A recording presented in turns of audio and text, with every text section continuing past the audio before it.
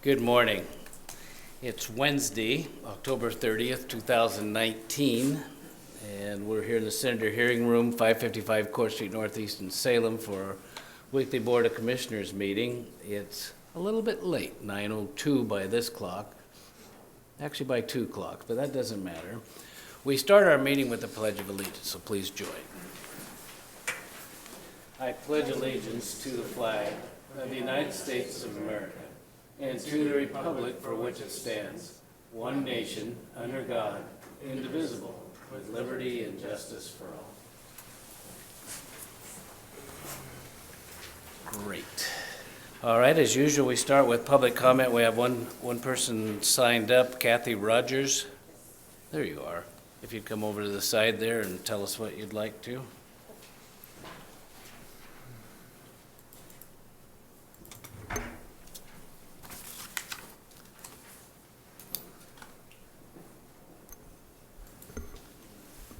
Good morning. My name is Kathy Rogers. I live in Northeast Salem.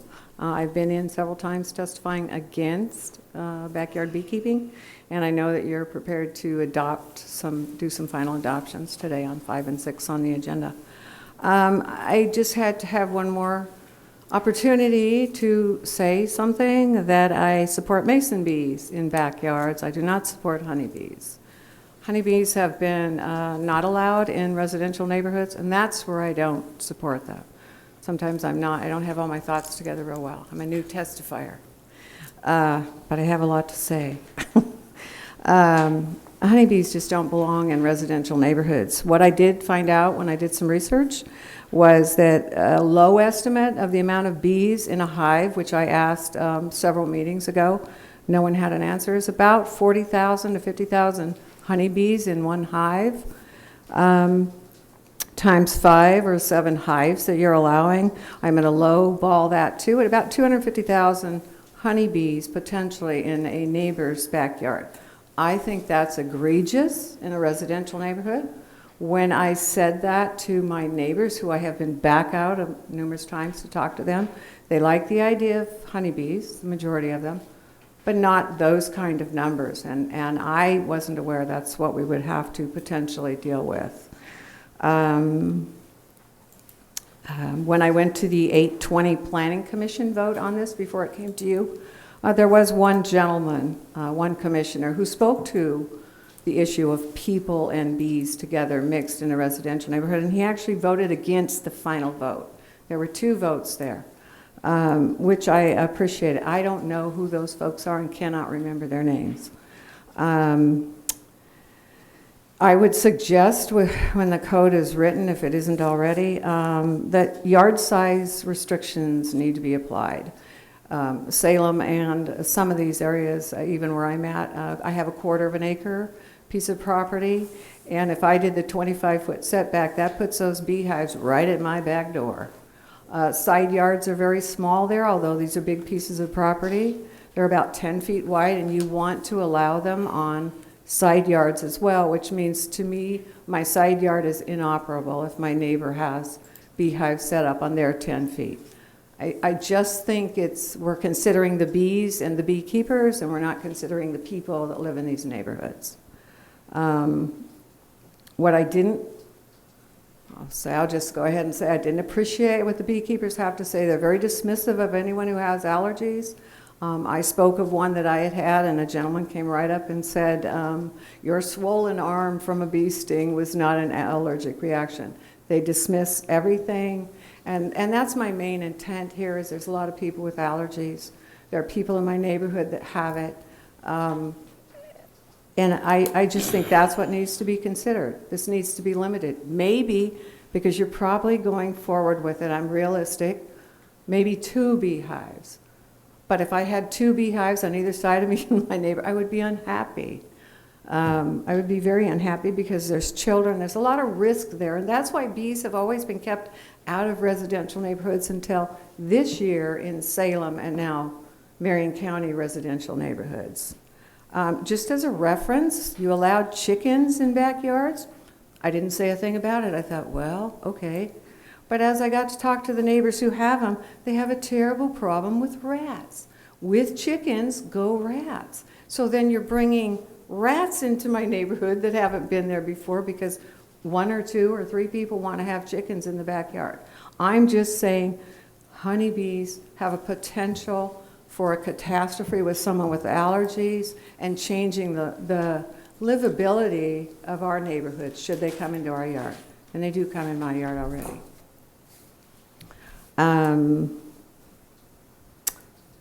But I would like to say thanks, and then I'll end this, because you all know where I'm coming from. You've heard me before.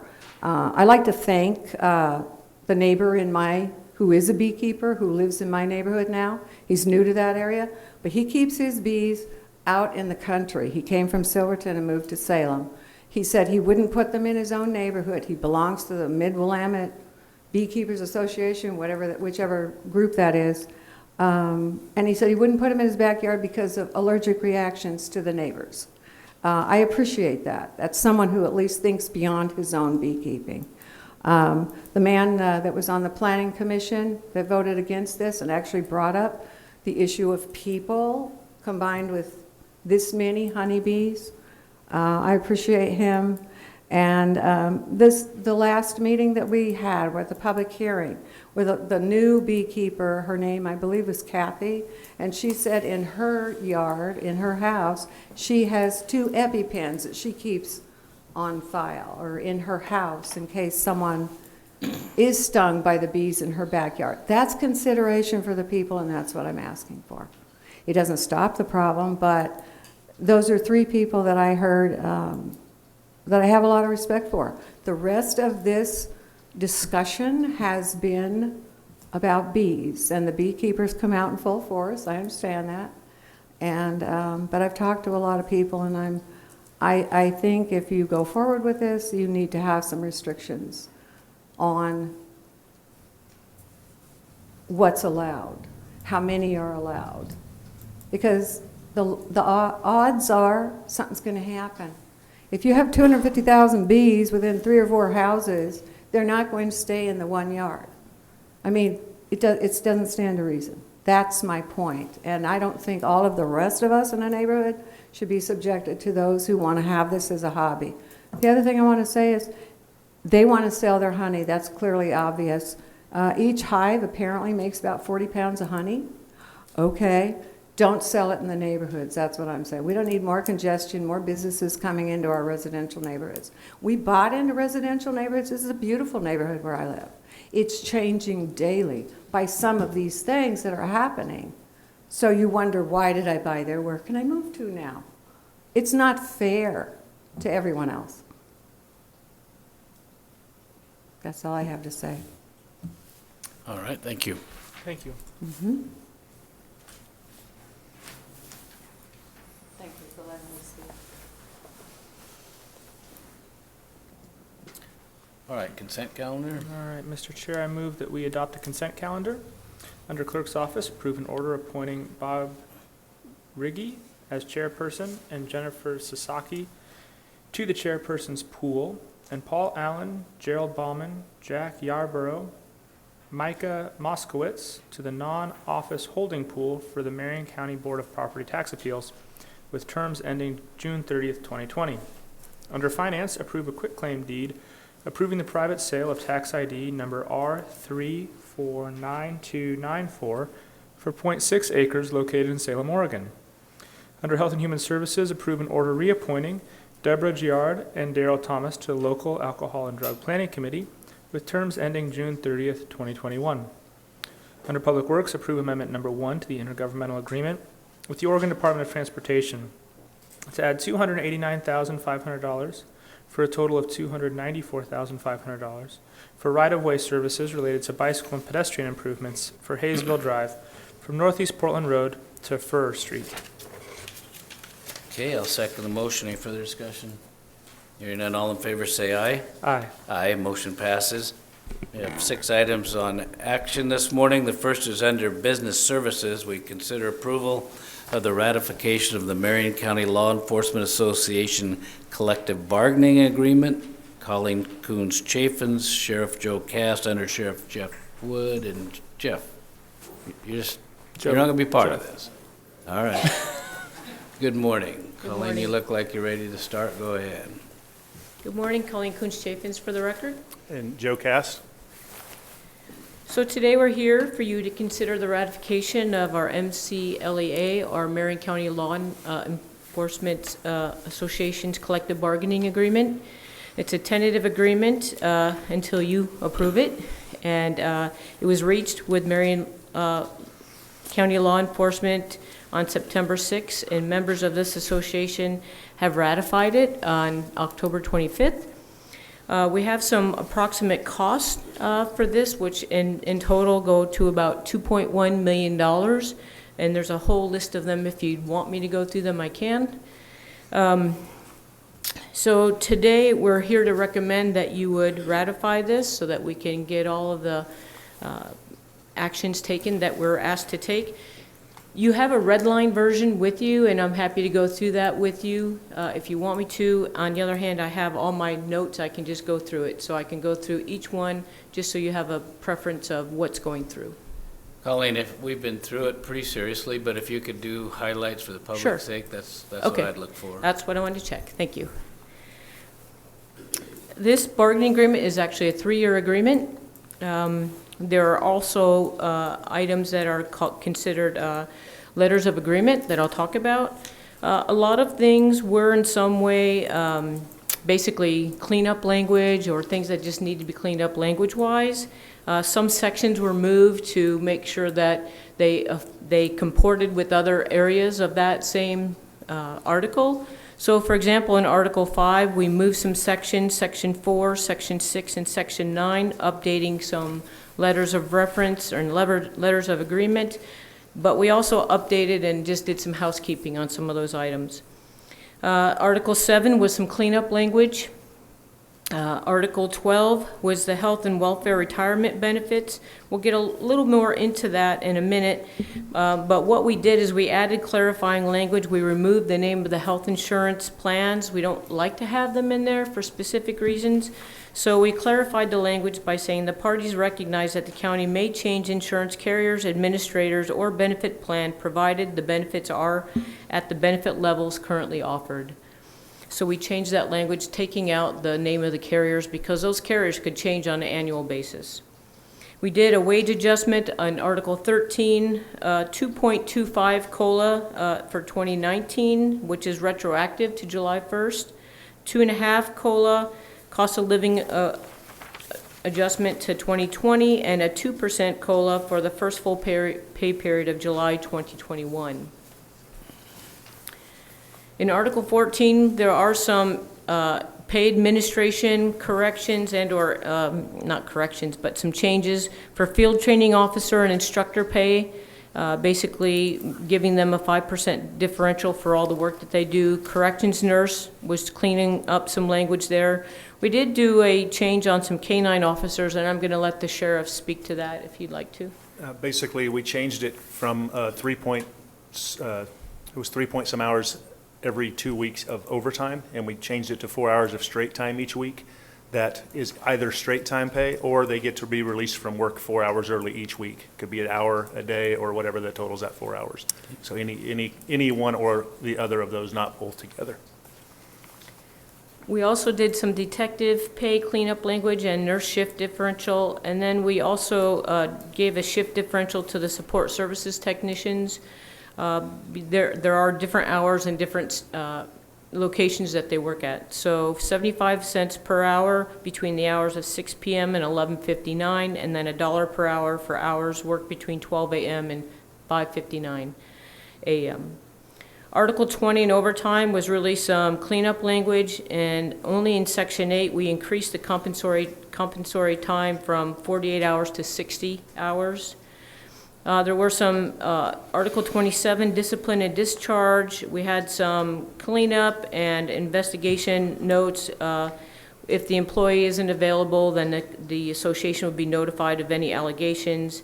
We did increase that investigation time frame from 30 to 75 days, which is a good thing. It gives us all time to make sure we're accurately and adequately inspecting and investigating. Again, this is a 3-year agreement. We did have some letters of agreement for the FSAs, basically renew the life of the collective bargaining agreement. That's our facility security aides.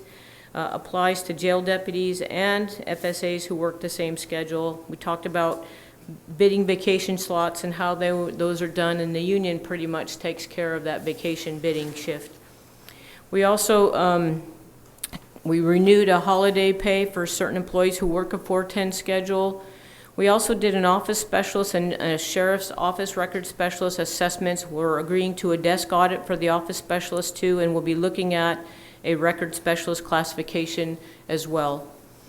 The retirement medical trust, you know, we had significant conversations over. I'm going to let the sheriff talk about that for a moment as well. So the retirement medical trust essentially puts us into the position of being a pass-through for the funds that the employees will be depositing into a retirement medical trust that will then help them offset retirement medical costs after their retirement.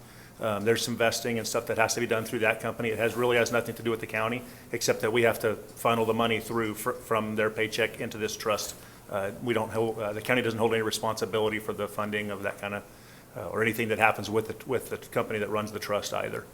And so that should benefit those folks that are here. I believe there's a 5-year vesting, but that benefits those folks that are here and that retire from here. It will help offset their medical costs after retirement. You know, I'm going to interrupt you here, Joe, just for public sake, but this is kind of an issue. Police and fire get to retire at early ages than most because of the demands of the job.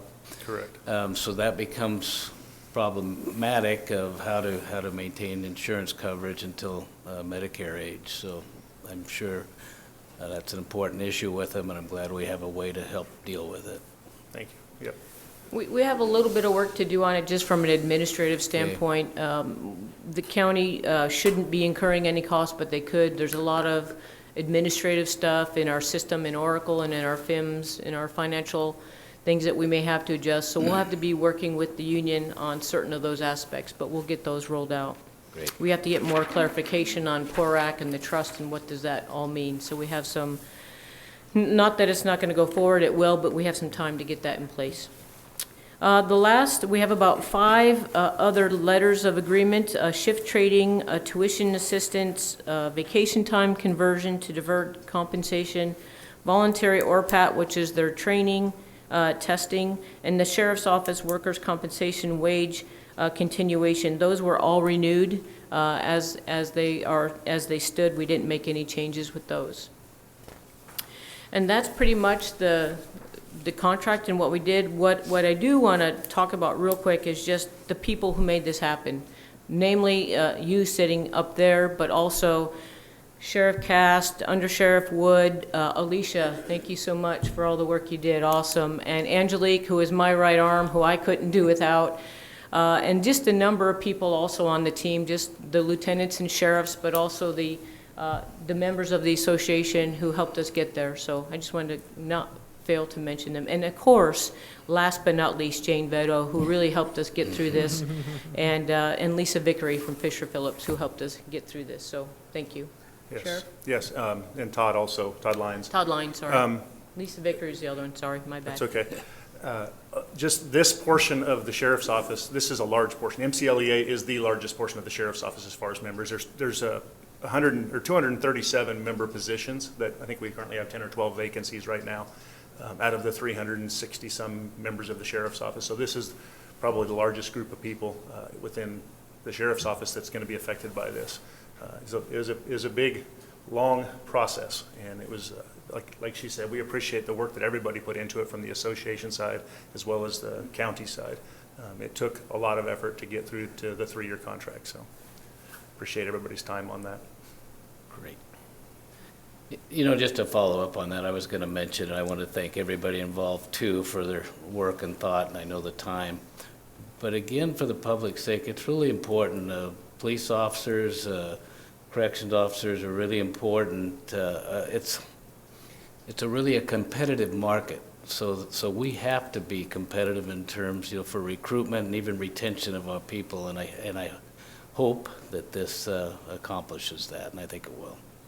Excuse me, did you have anything? I just wanted to echo what you all said about how much work went into this.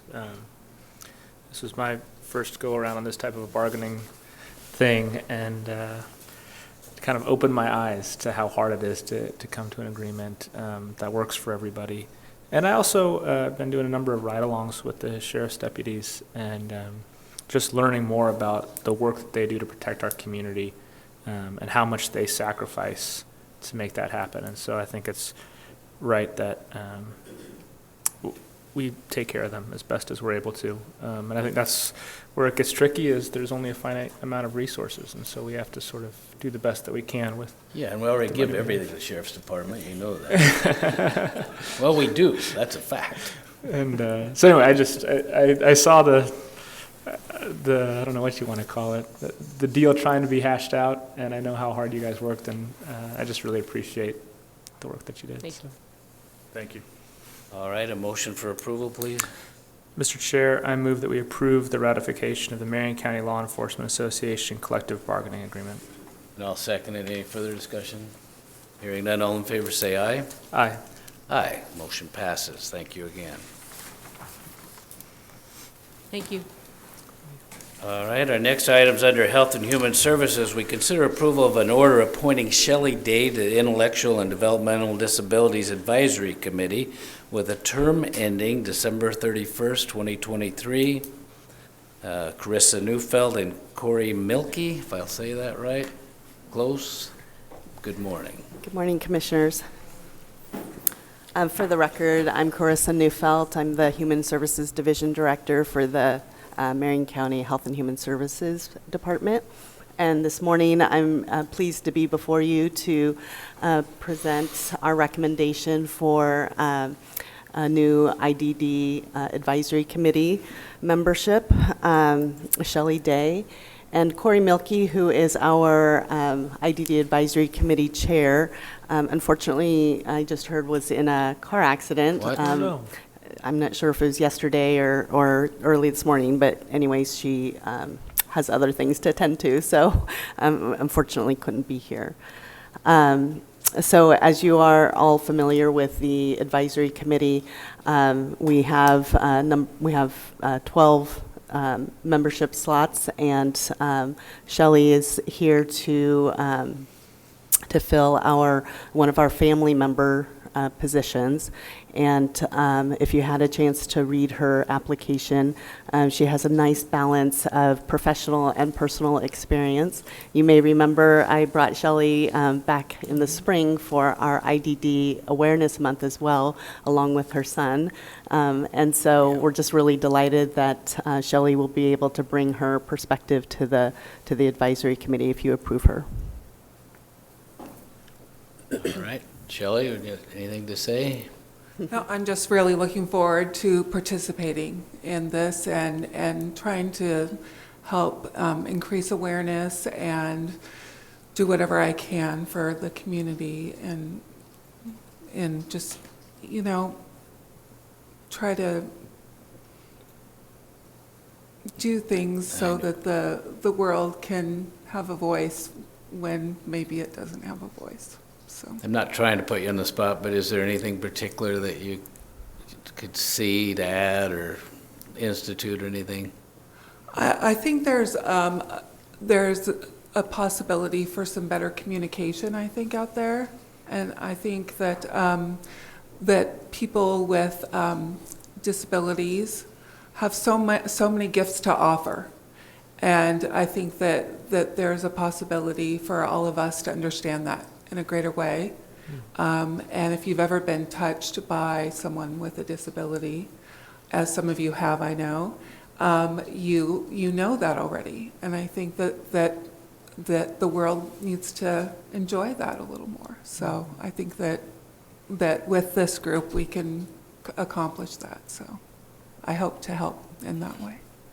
See, I got to tell a story now, but something just happened to me. I've got a granddaughter. She'll be 9 in a couple of weeks, and it's called Creta Shaw. It's a piece of the chromosome drops off and is literally building like a house without the full set of plants. But Sure. she's truly, she hates me. I'm sorry. I can't say any different. It just breaks my heart.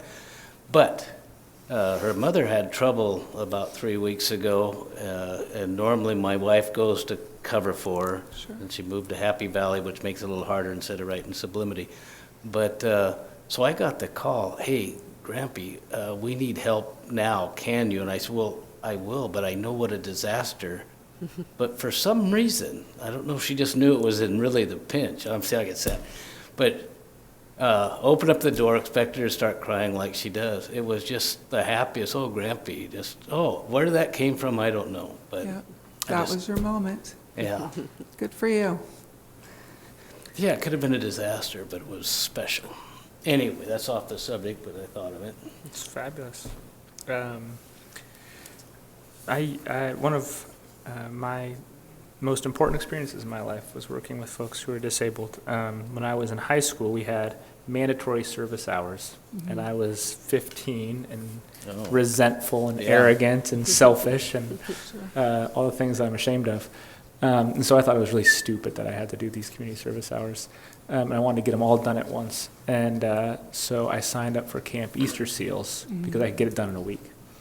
And I was just blown away by working with those kids at Camp Easter Seals. And it really did change my life. It changed my whole perspective, and I ended up doing even more community service than I went from seeing it as this horrible thing that I resented to really kind of changing my life. And There are still camps out there. There's a camp called Camp Attitude that's out by Foster Lake. And it's a camp that is free to families with children with disabilities. And believe it or not, the volunteers pay to volunteer. So it's kind of a backwards business model. And high school students come out for the week and they volunteer to be a buddy for children with disabilities. And many of the kids come out and they feel like that's going to be the worst week of their life, but they can get all their volunteer hours in that week. And so they do it, and they have a life-changing experience. And the families get a little respite. And the parents let go and realize their kids are actually pretty capable of doing some things. And the siblings realize how cool their disabled sibling is, because they get to come to this camp that they do all these neat things like ride horses and jet skis and things that they never thought that their disabled sibling could do. And it turns into an amazing experience for the whole family and life-changing, like you say. And some of those families come back and actually become volunteers when they realize how capable their whole family is. And it's kind of a pay-it-forward kind of thing. But I think, like you said, with your granddaughter, you got to take that moment when it arises, because it does arise, and that takes a lot of like letting go and realize not to be afraid, you know. And there's a lot of people in the world that are afraid of people with disabilities because they're afraid to fail with them. But you can't fail with them because they're such giving hearts, a lot of them. And there's no failure there. It's just a matter of reaching out and communicating with them and taking that minute to be patient and working through it. So good for you for doing that. I think she saw the fear in my eyes. Yeah, but she loved that she wanted you to comfort cried. you. Perhaps. All right. Commissioner, if you would. Well, first I just want to say thank you for your service, because I know you're busy, and this is time that you're giving to the county and to the other folks in our community, so thank you for that. It's a blessing both ways, so. Mr. Chair, I move that we approve an order appointing Shelley Day to the Intellectual and Developmental Disabilities Advisory Committee with a term ending December 31st, 2023. Second. Any further discussion? Hearing none, all in favor say aye. Aye. Aye. Motion passes, and thank you, Carissa, and especially thank you, All right. Shelley. Thank you. Thank you. All right, next item's under Public Works. Now, see, I don't even know what this is. We're going to learn. Consider approval of a purchase order with Pac West Machinery in the amount of $135,704 for the purchase of two, I'll say broochie brooms, as part of a continuing replacement plan of the Marion County Public Works. I assume it goes to the sweeper. I'm probably wrong. Oh, good. No, you're Yeah, correct. that's a hard one. Good morning, Commissioners. For the record, I'm Scott Wilson, Operations Division Manager for Public Works Department. Today, I'm asking for you to consider approval of a purchase order 881551 for the purchase of two Brose brooms from Pac West Machinery. Public Works Road Operations Divisions needs to replace one self-propelled broom and add one additional self-propelled broom as part of the continuing replacement plan of Public Works to upgrade its road equipment used for maintaining Marion County's road systems. Purchase of the equipment will use the Washington State Pricing Agreement number 02613. For fiscal year 2019-20, the PO amount for both self-propelled brooms is $135,704. Funding is approved by capital expenditure numbers 20-3030 and capital expenditure number 20-31 for the purchase of each Brose broom for $69,500. The equipment is purchased for the road division in the Public Works Department. One broom will replace an existing self-propelled broom purchased back in 2002, and the other one will be a new addition. Options: approve the PO and allow continued purchasing of vehicles from Pac West Machinery, or deny the approval of the PO. Public Works recommends the Board of Commissioners approve the purchase order 881551 and allow the purchase of 2 Brose brooms from Pac West Machinery. I'm here for any questions if you have any. Questions? This is one of those things I never imagined doing as a commissioner, buying brooms.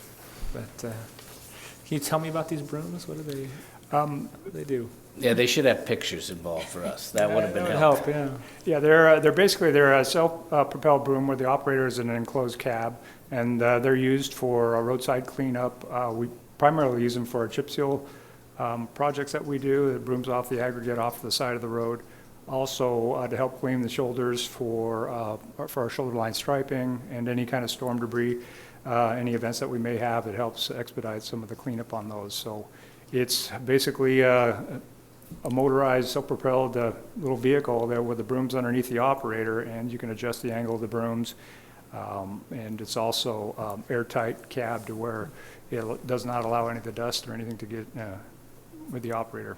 And are we buying the vehicle or just the broom itself? It's a combination. The vehicle has the broom attached to Oh, it. right. So it's not really a classic street sweeper, I'm sure. No, there'd it's a be little whole bit bunch different more from money that. than this. It does not have the capacity to transport the Vacuum. material. Okay, it just literally sweeps it to the side. Yes. Okay, thank you. All right, we better get them. Mr. Chair, I move that we approve a purchase order with Pac West Machinery in the amount of $135,704 for the purchase of 2 Brose brooms as part of the continuing replacement plan of Marion County Public Works. Okay, I'll second it. Any further discussion? All right, call a question. All in favor, say aye. Aye. Aye. Motion passes. Great, thank you. You'll probably want to try it out. I will, absolutely. The next item, again under Public Works, lights out. Consider approval of the contract for services with Brown Contracting Incorporated in the amount of $848,227 for construction of Lancaster McClay Road traffic signal update. Ryan Crowther, good morning. Good morning. Ryan Crowther, Marion County Capital Projects Manager. Here to talk about the Lancaster Drive, McClay Road Traffic Signal Upgrade Project, contract number PW 307119. The project's located in East Salem, just north of Highway 22 on Lancaster Drive, at the intersection of Lancaster Drive and McClay Road. Currently, there's a outdated span wire traffic signal and non-compliant ADA facilities. This project would replace the outdated traffic signal with new mast arm traffic signals meeting current standards, construct new ADA facilities, widen the road to accommodate a bike lane on McClay Road to allow for a future bike lane along the McClay Road corridor to connect into the intersection. It would also increase the northeast corner radius to meet current standards and to allow truck turning movements to be completed in a better way than they are now. Currently, that radius is undersized. And finally, it would improve the stormwater conveyance at the intersection. We'd add inlets, and it would allow us to get the water out of that intersection in a better way. The low bid for the project was Brown Contracting Incorporated at $848,227. This was completed with a federal grant. We have $606,001 in federal funds for the project. The remainder of the funds will be made up with county funds, the remainder of the funding. Currently, the schedule is we would like to begin construction in winter of 2019 when the contractor elects to begin construction, and the end date would be June 30th of 2020. At this point, I'd open it up if you have any questions or would like to know any additional facts about the project. I'm just pleased it's going so fast. I agree. Good job. Thank you. So Commissioner, if you would. Mr. Chair, I move that we approve the contract for services with Brown Contracting Incorporated in the amount of $848,227 for the construction of the Lancaster-McClay Road traffic signal update. Second, further discussion? Right. Hearing none, call a question. All in favor, say aye. Aye. Aye. Motion passes. Thank you. Thank you, Ryan. I drive that a lot. Appreciate it. All right, number 5, consider adopting an administrative ordinance for legislative amendment case 19003 regarding amendments to the Marion County Code, Title 16 Urban Zone Code, and Title 17 Rural Zone Code, and declaring an emergency. Joe Fenimore, good morning. Good morning, Commissioners. For the record, Joe Fenimore. On July 3rd, 2019, the Board of County Commissioners adopted a resolution initiating amendments to the Marion County Urban and Rural Zone Codes related to keeping of bees in residential zones. The resolution referred the matter to the Marion County Planning Commission for a public hearing and recommendation. The Planning Commission held a public hearing on August 20th and recommended the Board adopt the same standards that were adopted by the City of Salem. The Board held a public hearing on October 9th, and after considering all the evidence and testimony, approved the amendments. The amendments allow keeping of honeybees for personal use in residential zones subject to certain standards. Those standards include a limit on the number of hives, requiring hives to be located in a side or rear yard and meet setbacks. If a hive is located within 25 feet of a property line, it must be elevated at least 10 feet or have a flyway barrier. Adequate water supply must be maintained within 15 feet of the hives. The hives must be maintained in a manner that they do not attract predators and do not produce noise or odors that creates a nuisance on adjacent properties. Also, if a hive is located in a community garden or on any lot owned by a school, governmental agency, or religious organization, a sign warning of the hive shall be installed at the primary entrance to that property. In order to adopt the amendments, 2 ordinances are required. This particular ordinance you are considering will amend the rural and urban zone codes to remove the prohibition on keeping bees in residential zones and will reference the standards that will be adopted in the subsequent ordinance. The ordinance has been prepared and notice of adoption was given on October 23rd. You have the options of approving the ordinance as prepared, direct staff to prepare a modified ordinance, or take no action at this time. Staff recommends the board adopt the ordinance as written, and I'll be happy to answer questions.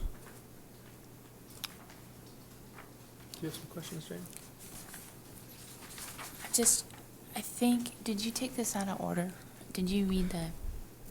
I read the zone codes, and I was wondering about that too. They're both regarding the same measure. This is 5, this is the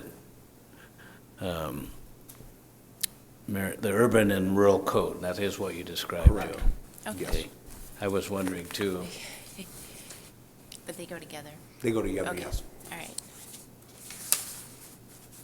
Do you have questions? I don't have any questions, some comments, but if you want to go first. Just going through my mind and listening to Kathy Rogers' testimony this morning. Yeah, this is late. Number of hives seems to trouble me a little bit. Lot size, are those in there? And just a little more discussion before we move ahead. So Commissioner, the limit on number of hives was 5, except during, I think it was April through August, you could go up to 7. There was no limit on property size, but they do have to meet setback requirements. In the subsequent ordinance, when you adopt the standards that are applied, that will be a separate one. That will be outside the zone code. So it could be easily amended. If issues arise, we can come back and propose changes to that ordinance. All right, let's finish this one, and then we'll talk about a little more there. Just some thoughts, and I didn't want to this late, I know we've talked about it several times, and I was pretty happy, but I just heard some things that made me think, is that really wonderful for neighbors, and I want to talk about it. All right, I'm all right with this one. I am too, and I think I just wanted to say what I said before, which is I have this belief in private property rights, and I think people should have the right to use their property as they see fit, so long as it doesn't impact their neighbors. And because we haven't heard of a lot of impacts in Salem over the past year with this, I'm comfortable moving forward. If there are impacts, then I think it's important that our code provides relief for people who are impacted. So, with that. Excuse me, Jane, this need reading twice then by title, is that? Right, so I'm okay? wondering if there's a You're square. particular. All right, he's order. already Yeah. well Okay. ready. All right, Mr. Chair, I move that the chair read the ordinance by title only twice. I'll second it. So it's moved and seconded to read by title only twice. Any further discussion? Call the question. All in favor, say aye. Aye. Aye. That motion passes, and now I'll read it by title twice. Consider adopting an administrative ordinance for legislative amendment 19003 regarding amendments to Marion County Title Urban Zone Code and Title 16 Urban Zone Code and Title 17 Rural Zone Code and declaring an emergency. And I'll read again. I think it should say adopting an administrative ordinance for legislative amendment 19003 regarding amendments to the Marion County Code, Title 16 Urban Zone Code, Title 17 Rural Zone Code, and declaring an emergency. Does that meet it? Okay. Yes. And now a motion to approve the ordinance. Mr. Chair, I move that we adopt administrative ordinance for legislative amendment case number 19-003 regarding amendments to the Marion County Code, Title 16 Urban Zone Code, and Title 17 Rural Zone Code, and declaring an emergency. Okay, I'll second it. Any further discussion? We'll call a question. All in favor, say aye. Aye. Aye, that motion passes. So now let's move on to number 6, related. It's consider adopting an ordinance amending the Marion County Code in the matter of regulating the keeping of bees on residentially zoned lands under Marion County jurisdiction and declaring an emergency. Again, Joe? Once again, for the record, Joe Fenimore. This ordinance will complete the process of amending the Marion County Code to allow beekeeping for personal use in residential zones. The ordinance will add beekeeping standards to Title VI, Animals of the Marion County Code. The amendments were approved at a public hearing on October 9th. If you recall, the draft ordinance prohibited the sale of honey or bees, and as directed, that prohibition was removed. Also, the term keeping of bees for personal use was added to the purpose section of the ordinance from what was on the draft. The ordinance has been prepared and is now set for formal adoption. You have the options of adopting the ordinance as prepared, direct staff to prepare another ordinance, or take no action at this time. Staff recommends the board adopt the ordinance as written by emergency procedure. Questions? Just to discuss it, let me start out. There's 3 things that come. The setback size, just some discussion, a minimum lot size that should also be discussed, and I know it's already been, but just to be convincing, and a maximum number of hives. So let's start with just a lot size. What was discussion on that, Joe? And there was no recommendations. What's our minimum lot in Salem's like 4,500 square feet. 4,000 square foot for a subdivision lot is a minimum. So can you picture, truly, can you picture 5 to 8 hives in a lot that size, and how can that, doesn't affect could affect the property owner, but it certainly says there's a density there that troubles me in the neighborhood. I think it would be hard to do that, but I'm sure there are people that are going to try. With the setbacks, you mean? It'd be hard with the setbacks too, but, so would it be just horrible? I know I'm being arbitrary, but it would be horrible to say at least a quarter-acre lot, so 10,000 square feet? That's something we can discuss. We can come back with have a discussion on lot size. What do you think? I'm okay with that. Yeah, if you want to put in the lot size. I don't want to be arbitrary. I'm making a number up, but I'm just picturing 5 to 8 hives in a quarter acre would still be a bunch. Yes. And now then, let's get to the setbacks. Probably all right with that. But let's talk about the maximum number of hives. Again, the way it is, let's say we make it a quarter acre. I'm not against this, don't get me wrong. Don't read into it. I'm suddenly just, what does this mean? So we make it a quarter acre, and now you tell me that I got 8 hives there for a period of time. Isn't that a bit overwhelming? Is it 7? It's 7, I think. Okay, right? 5 and 2, excuse me, I can't do math either. I can give you my personal opinion, but I really don't know. Give me your personal opinion. I think that sounds like a lot to me. So, if it was 3 on regular and 5 during the season, that still let you have a decent hobby, maybe sell a little bit of honey on a light basis. And, okay, so Salem apparently has the higher numbers, is that correct? That is correct. And you're hearing no comments, issues from anybody regarding that issue? Not yet. Not yet. When did that go in effect in Salem? It went into effect, I believe, in October. I'm sorry, late August. So it didn't, I don't know what the peak of honeybee season is, but it's probably July and June, isn't it? Right. May. So I think I prefer to at least have some more discussion and targeting quarter acre lots and lowering that number at 3 and 2 in season, or 5 in season. That's what I'd prefer. I'm comfortable with that. So could I ask that you bring that back to us? And So you want a quarter acre or larger? I want a discussion on it. I'll take a recommendation, Okay. but that's what I think. All right. So Jane? maybe come back at management update?